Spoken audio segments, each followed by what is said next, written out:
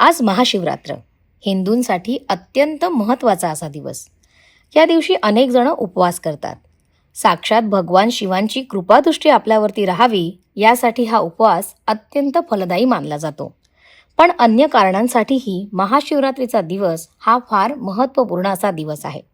असं म्हणतात की ज्यांना इच्छित वर मिळावा अशी इच्छा असेल तर त्यांनी महाशिवरात्रीच्या व्रताचं पालन करायला हवं. या व्रताचे अगदी मनोभावे पालन केले तर शंकरासारखा नितांत प्रेम करणारा, आदर ठेवणारा असा जीवनसाथी मिळण्यास मदत मिळते. पुराणात या दिवशी माता पार्वती आणि भगवान शंकरांचा विवाह झाला.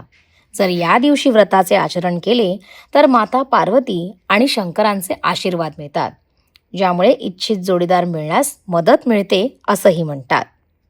शिवाय असंही म्हणतात की लग्नात काही अडथळे येत असतील तर ते अडथळेही या व्रतामुळे दूर होतात आणि लग्न जुळण्यास मदत मिळते.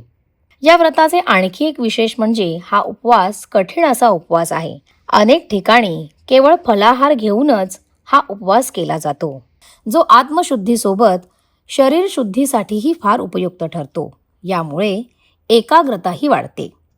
मग यंदा हे व्रत करायला अजिबात विसरू नका. तुम्हा सगळ्यांना महाशिवरात्रीच्या शुभेच्छा.